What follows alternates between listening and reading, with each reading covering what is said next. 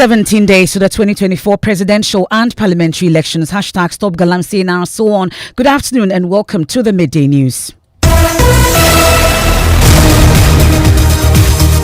The Midday News is live on Joy 99.7 FM here in Accra, Hits 103.9 FM in Accra, Love 99.5 FM in Kumasi, myjoyonline.com. We are live in all 16 regions of Ghana, live on X Spaces, Facebook. The Midday News is supported by Petrol Soul Platinum Energy, energizing dreams. This afternoon.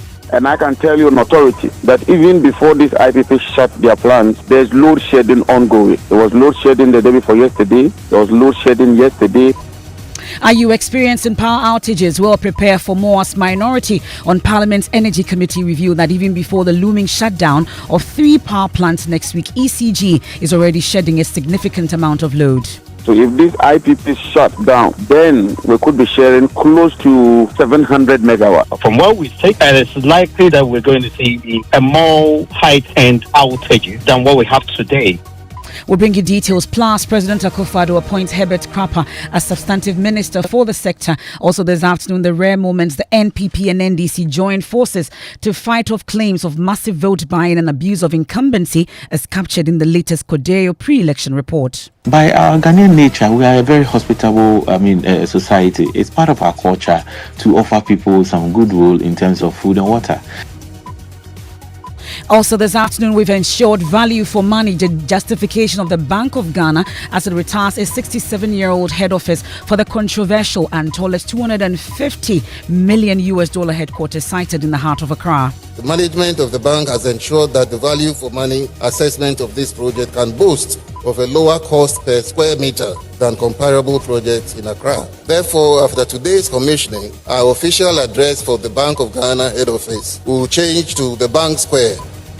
I take you live to the Bank Square, the new address for Ghana's Central Reserve, as President Akufo-Addo joins a host of other officials to commission the facility designed by a Ghanaian architect. And later in the bulletin, we'll tell you which donations the Catholic Church will not take from its members, irrespective of how huge and enticing it may be. We will not accept any donations that are the fruit of illegal mining. The sanctions will be tightening further if you plainly, openly engage in galamsey. And their sports. Well, Ghana Athletics has been shortlisted for World Athletics 2024 Member Federation of the Year. We have that and more in this afternoon's edition of the Midday News. I am Emefa Apawu. Please do stay on for details.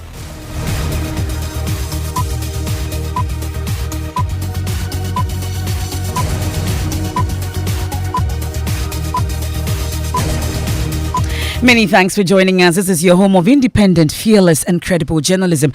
And this afternoon, are you experiencing power outages? Well, gather around because I have news for you. Prepare for more in the days to come because this afternoon, the Minority on Parliament's Energy Committee are revealing that even before the looming shutdown of 3 power plants next week, ECG is already shedding a significant amount of load.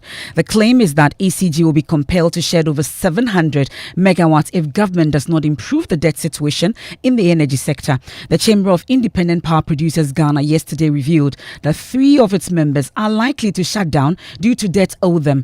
If this happens, it will bring to 4 the number of IPPs that would have shut down since Sunon Asogli is already down. Dr. Elik Plim Apetogbo is the Chief Executive of the Independent Power Producers Ghana. Before the week ends, beginning next week, 3 key IPPs will shut down, in addition to Sunon Asogli. All is not well, I can tell you. Some companies, the whole of the year, have not received even anything at all. You mean the whole year? The whole year, from January to date. It's a very serious case. I find that incredible that a business will run for a year and not get paid. How are they still operating? Because so far, only Sunon Asogli has shut down. There are very serious things that have happened during the period, but not made public. Serious? You may ask the Ministry of Finance or ECG some of the excesses that have happened between them and the power producing company. When you say excesses, we are just making serious sacrifices for this nation. Well, Executive Director of the Institute for Energy Security, Nana Mwesi, claimed that government is currently importing power from neighboring Cote d'Ivoire to complement the country's capacity. What we know is that through next week, the bird has whispered to us that some other plants may go down. We are also monitoring if government will be just willing to pay them or not. from where we sit, and it's likely that we're going to see a more heightened outage than what we have today. But where's government getting the money to import the power when they can pay those they already owe locally? That's what we can't just understand. We don't used to be importing power, but since the last 2 months, government has made attempts and have succeeded importing power from La Côte d'Ivoire in critical times. But if you are comfortable importing and probably paying later for it, why aren't you willing to get these other plants online and giving them something and probably engaging them to come back? We don't know whether government wants to rather be incentivized to pay the people. It is rather government that needs to incentivize the power plants to come on stream and to keep on producing power. But ranking member on the Energy Committee, John Jinapo, says even before the IPPs carry out their threat to shut down more plants, the Electricity Company of Ghana is shedding a significant load in parts of the country. Well, the briefing I have received from the IPPs indicate that ECG is unable to pay them even on the current arrangements that all of them adhere to, and that ECG has been defaulting. The other fact is that because of the exchange rate and the depreciation of the cedi, even when ECG collects the money, it's unable to meet their revenue requirements as against the dollar-denominated bills. Thirdly, a lot of the legacy debt keeps compounding. The situation is exacerbating, and I can tell you on authority that even before these IPP shut their plants, there's load shedding ongoing. There was load shedding the day before yesterday, there was load shedding yesterday, and today, based on the briefing I have, there'll be load shedding. Do you know how much load we are shedding? We're shedding about 300 megawatts. And so if this IPP shuts down, then we could be sharing close to 700 megawatts. And that will really have an impact on the nation. I think the government should sit around the table with them and make due the promise. Because if these IPP shut down, the whole nation is going to have a major problem. Already, like I said, we are grappling with load shedding. And so if they go ahead with the threat, then what it means is that the situation will be exacerbated and it will be very serious. But like it or hate it, the reality is that the next government would inherit a very huge energy sector debt, a dilapidated energy sector, run-down energy sector, choking on debt and suffering from financial paralysis. And we must find a permanent solution to this problem. That's a ranking member on the Energy Committee in Parliament, John Jinapo. Well, this is all coming in the wake of President Akufo-Addo's appointment of Mr. Herbert Krapah, Substantive Energy Minister. My colleague Kweku Asante joins me in studio with more. But I must say that we've been joined also on the phone by the MP for Sekondi and member of the Manifesto Committee on Energy, Andre Japamesa, to give us more about the energy situation. But Kweku, tell us more about this statement. Well, according to this statement signed by Eugene Ahin, Director of Communication at the Office of the President, Mr. Krapah, who served as Minister of State at the Energy Ministry, has since his appointment, according to the President, exhibited exceptional diligence, professionalism and a steadfast commitment to his duties, contributing significantly to the progress and stability of Ghana's energy sector. And in recognition of this hard work and leadership, the President is confident that Mr. Krapah will continue to distinguish himself as a substantive energy minister. Thank you very much, Kweku Asante. Mr. Andre Japamesa, thank you so much for your time once again here on the Midday News. So what exactly is the explanation for the power outages that we experience, and are you able to tell us? Well, let me say good afternoon to our cherished listeners. It's surprising the doomsday prophets are at it again. Few days to the election. And as usual, pontificating matters that really they haven't demonstrated to be the reality.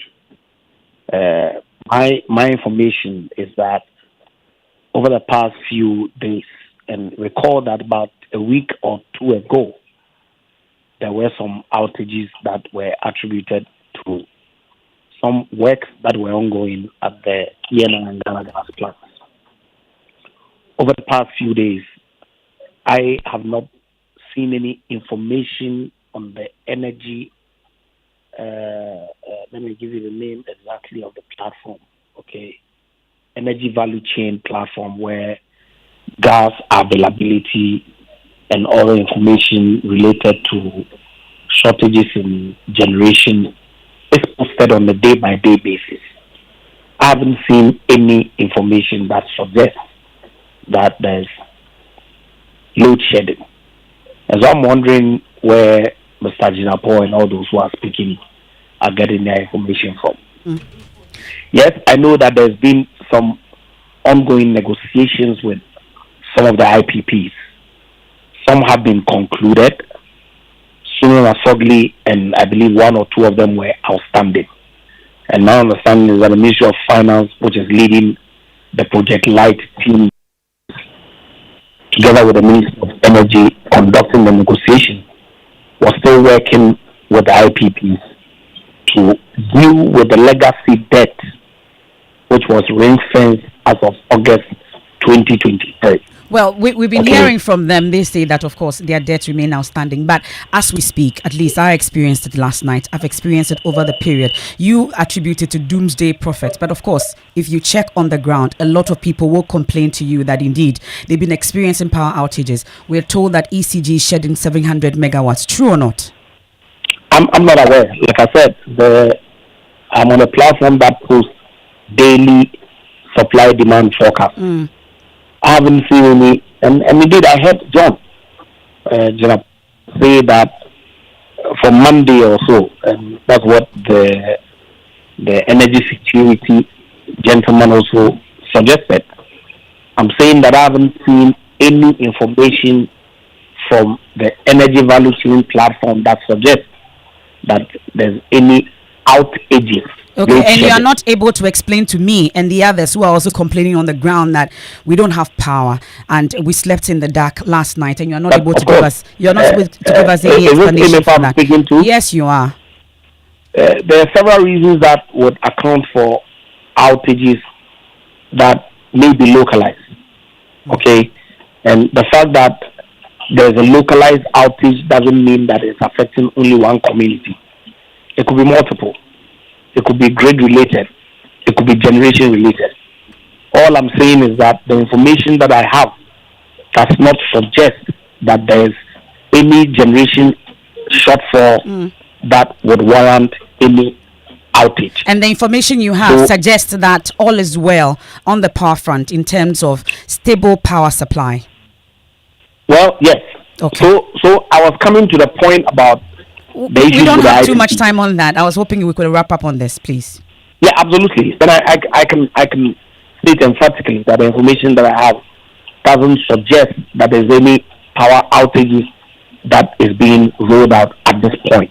We are grateful. That's Andrew Ejapamesa. There's MP for Sekondi, Minister for Tourism, also a member of the Manifesto Committee on Energy. Well, let me take you live now to the latest address in town is the Bank Square, and the Bank of Ghana has been commissioning that new building, and it says the new 6-story headquarters located in the heart of the capital can boast of value for money than comparable projects across the city. Today, President Akufo-Addo joined a host of officials from the bank and other state officials to commission the Bank Square, that newly constructed $250 million headquarters, which will pave way for the relocation of the Central Reserve from a 67-year-old facility to this new edifice. Well, there have also already been some concerns about earlier about the propriety of the project, with claims that government ought to focus on other projects as well for value for money. However, speaking of the commissioning, Dr. Ernest Kwamina Yedu Addison says his outfit ensured value for money in the construction of the Bank Square. Architecturally, the Bank Square is a bold statement of Bank of Ghana's enduring presence and authority in the financial landscape. This architectural form reflects the bank's role as a regulatory authority and affirms its importance within the nation's economic framework.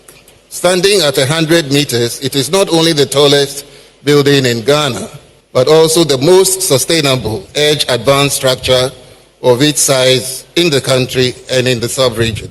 This landmark complex is entirely powered by its own harvested solar energy. Together, the 4 buildings will accommodate over 2,500 staff, and alongside offices and public banking facilities, there is a currency museum, a conference and press amenities, a 1,500-seater auditorium, and rooftop terraces. Despite all the innovative features of the building, by acquiring the services of local partners, the management of the bank has ensured that the value for money assessment of this project can boast of a lower cost per square meter than comparable projects in Accra. In addition, the construction of the Bank Square has provided an invaluable opportunity for hundreds of local workers to upskill their trade and crafts. As I earlier mentioned, since 1957, our head office has been located on that popular spot on the number 1 top road of the JEA Mills High Street. After 67 years of meritorious service to the economy, today's ceremony will officially retire the old head office building. Therefore, after today's commissioning, our official address for the Bank of Ghana head office will change to the Bank Square, number 42 Castle Road, Accra. That's the governor of the Bank of Ghana, Dr. Ernest Addison, and of course the president, the first lady, and other officials, and of course the Gamanche, amongst others. We're all there to actually commission this new Bank Square. That's the new address for the central bank. That's the Bank of Ghana, and we'll bring you more subsequently on this. Now, the 3 dangerous intersections in the capital have been flagged as major hotspots for road crashes, contributing to fatalities and serious injuries. According to the latest crash report, these intersections have become sites of frequent speeding, drunk driving, and sometimes reduced police enforcement, especially on weekends. The report emphasizes the need for more robust enforcement of traffic laws in a collective effort to reduce the crashes at these critical intersections. My colleague Mami Sinyamiche Thompson joins me in studio with more on what we're learning about these spots. So, Mami, what does the report say specifically about crashes in Accra, and how were the findings determined? So, Emefa, the report leverages police crash data as its primary source to provide insights into the road crash trends in Accra. And according to the findings, Accra recorded 1,398 crashes in 2023, resulting in 88 deaths. Now, these figures represent the lowest crash and death rates in the past 5 years. Specifically, the 88 deaths reflect a 14% decline compared to 2022, where 102 deaths were reported. Well, did the report specify the timing and days when crashes are most frequent? Indeed, it does. And the report identifies the hours between 2 and 4 p.m. as having the highest frequency of crashes, whereas crashes occurring between 6 p.m. and 8 p.m. were more likely to result in deaths. In terms of days, it's between Thursdays and Fridays that have been noted to have the highest frequency of crashes and deaths. And what specific intersections and corridors are associated with fatal crashes? So the report identifies several high-risk intersections and corridors that accounts for the multiple crashes last year. Key notes for these areas are Opebia on the Liberation Road, also North Jolu, Aveno Junction, La Paz, Okponglo, Kwashiman, Hansonic, Abeka Junction, Kalkudi, and then the Kwame Nkrumah Avenue. Then for the corridors, we have Apenkwa Overhead, Motorway Toll Booth, and Akwetiman. Among these, the Kwashiman La Paz corridor was the most dangerous, claiming a total of 29 lives. And that's an intersection you and I frequent a lot. I know. But we've been speaking to Cynthia Redu, Head of Corporate Affairs at the National Road Safety Authority. She's been throwing more light on the situation. We have noted that some 3 points in Accra record high crashes that relates to pedestrian knockdown and then its injuries and deaths. Has to do with speeding. You have vehicles speeding beyond the speed limit. It has been established that when you are driving within town, you don't have to go beyond 30 kilometers per hour. But you see vehicles driving beyond 50, 80, and the rest. In as much as there is a traffic light, you would find pedestrian or road users doing what they are not supposed to, acting irresponsibly. And so you find drivers, like I said earlier, driving beyond the speed limit. Well, some pedestrians have also been sharing their views about the hotspots to Joy News. Because sometimes traffic lights in This place is not safe. As a result, there are frequent accidents. Sometimes too, the police are not here and the motor riders are always speeding. Accident in max. Motors in so bad speed. Traffic light to traffic light in already or back. Sometimes when the traffic light isn't working, it is a terrible situation. Every driver is rushing. This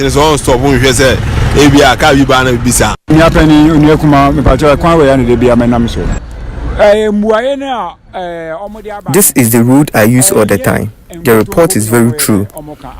I was witness to an accident that killed a beggar and her child, and now they have been buried.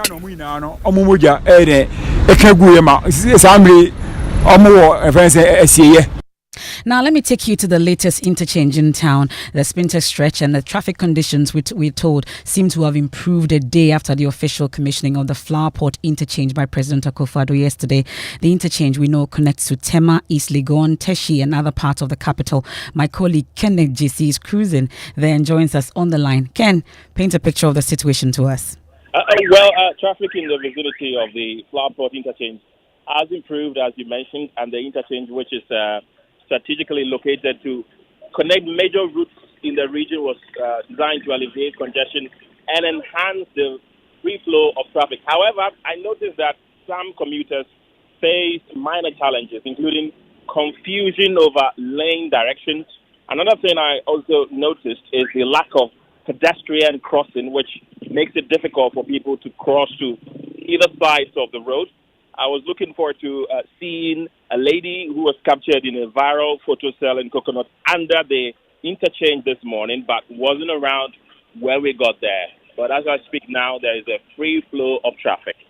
That's my colleague Kenneth JC there at the Flowerport interchange, taking us on a quick break here on the Midday News, live on Joy 99.7 FM here in Accra, Hits 103.9 FM also in Accra, Love 99.5 FM in Kumasi, myjoyonline.com. The Midday News is made possible by Petrol Soul Platinum Energy, energizing dreams. We return from the break with sport. We also have our climate focus series today, where Tamale residents are calling for urgent action to save the city's central forest from real estate developers, and also tell you which donations the Catholic Church will not take from its members, irrespective of how huge and enticing it may be. We will not accept any donations that are the fruit of illegal mining. The sanctions will be tightening further if you plainly, openly engage in galamsey.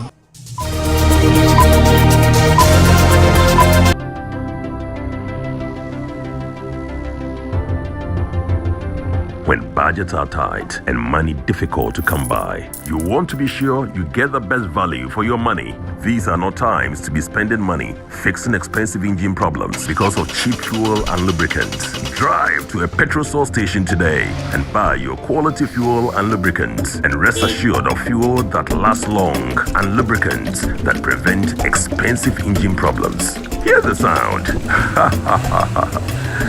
Petrosol, clean fuel in full quantity.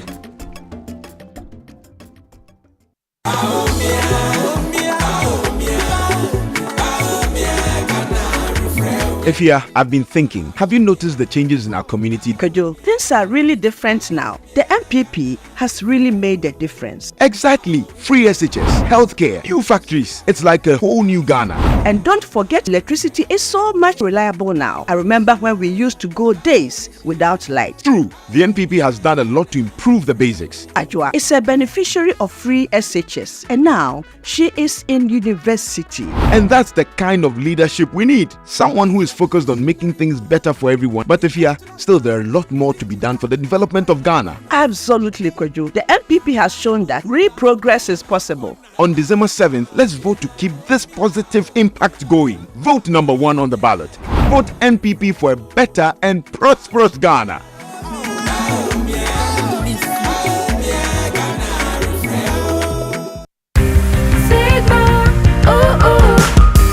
Make life easier with Sigma Appliances. Yeah, your excellent go-to choice. For Sigma Appliances. Quality meets affordability at Sigma Appliances. From air conditioners, fridges, freezers, washing machines, small appliances, and more. Sigma Appliances has them all. Visit Platinum Impex on the Sprinters Road behind Okadeco for wholesale, or find Sigma products at your nearest home appliance store. Call 030-280-1555 or WhatsApp +233-55-466-6444. Visit PlatinumImpex.net. Sigma Appliances is the perfect choice for your home. The luckiest. *712#. Luck is everywhere, for everyone, yeah. Here's to the friends who dialed *712# and found no regrets. To the investors who struck gold. To the health workers who diagnosed luck with precision. To the tough guy who couldn't hold back his tears. To the passionate fan who couldn't contain his joy. To the seamstress who turned her hard-earned stitches into a bundle of happiness. And now, here's to you. Your next big win is right here. Luck is everywhere, for everyone. The luckiest. Dial *712#. Now join in the luckiest winning celebration. Every 1st July 2024. Over dial *712#. Now I can to take it through as a group, individual, and now even as a community. Now win is the car prizes are in the community draw or go for the grand draw on the 30th of November 2024. Unlock your luck with *712#. Now join in the winning streak now. The luckiest. *712#. Luck is everywhere, for everyone, yeah. The luckiest. Thanks for staying with us on the Midday News. Victor Achutamaklo, you have sports. Well, Ghana Athletics, the governing body for athletics in Ghana, has been shortlisted along 5 others for the World Athletics Member Federation of the Year award ahead of the World Athletics Awards this year. Joy Sports editor Fentio Tayo has more. I think this nomination definitely comes as a deserved one for Ghana Athletics, and you can see in the announcement story, World Athletics described Ghana as a very active member federation in the West African region, which has ensured the organization of major competitions in the area. Clearly, they also touted Ghana's organization of the African Games and the role that Ghana Athletics played in the organization of that competition as one of the reasons it's been nominated. They also hosted the West Africa Region 2 competition here in Accra, so clearly another major accomplishment of Ghana Athletics. There is only one federation nominated from every continent, and for the whole of Africa, Ghana Athletics has been adjudged to be the best federation that has been put forward to compete with 5 others from 5 other different continents for this particular award. Yes, that was Joy Sports editor Fentio Tahiru. Thank you very much, Victor Achutamaklo. It's time for our climate focus, and we'll take you to Tamale, where residents are raising alarm over the looming destruction of the city's central forest, a natural shield against worsening weather extremes. They warn that selling off the forest to real estate developers could spell disaster for the region's climate resilience and future sustainability. Mahmoud Mohammed Nuruddin reports. Welcome to Tamale's urban forest, a hidden gem in the heart of the city. 3 forest reserve in the Tamale township. However, increasing demand for land have led to encroachment threats. According to the Northern Region Manager of the Forest Services Division, Kwesi Fripong, this encroachment poses a challenge. Because the forest is in the middle of town, the land available for building has become a bit limited, and so everybody is trying as much as possible to find a way to encroach.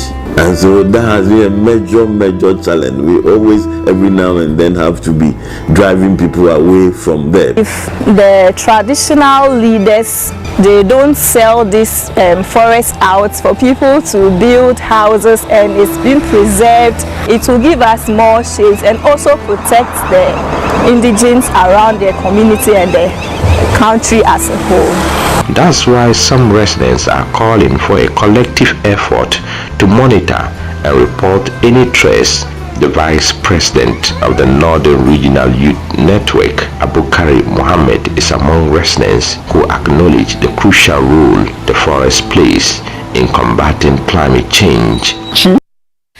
Mahmoud Mohammed Nuruddin with climate focus for today. MNJ, we've been hearing from the Catholic Church. They say they'll reject donations from members involved in illegal mining. I know people are talking about it. Take a listen. We will not accept any donations that are the fruit of illegal mining. The sanctions will be tightened further if you plainly, openly engage in galamsey. People are asking how they would know, yeah? What else are people talking about? Well, Emefa, obviously the flower pots interchange is also trending, but on the entertainment front, we have 2 artists trending. That's Kwesi Arthur and Medical. People are asking which of these 2 artists have the biggest hit so far. I don't know. I think Medical just came in recently. You know, Kwesi Arthur had always been there, but then people are for some of some of them are obviously for medical and some are for Kwesi Arthur. So Trey also says that Kwesi Arthur is better than medical in everything music, and 230 says medical made a song for his wife and it became a hit, so Kwesi Arthur is nowhere near that. So it's playing in the background. You judge for yourself. That's how we end today's edition of the Midday News here on Joy 99.7 FM, Hits 103.9 FM. I'll leave you with Doreen of you, bringing you entertainment news here on Joy, preparing for increase. That's Living Word with Pastor Mensa Otabil. I am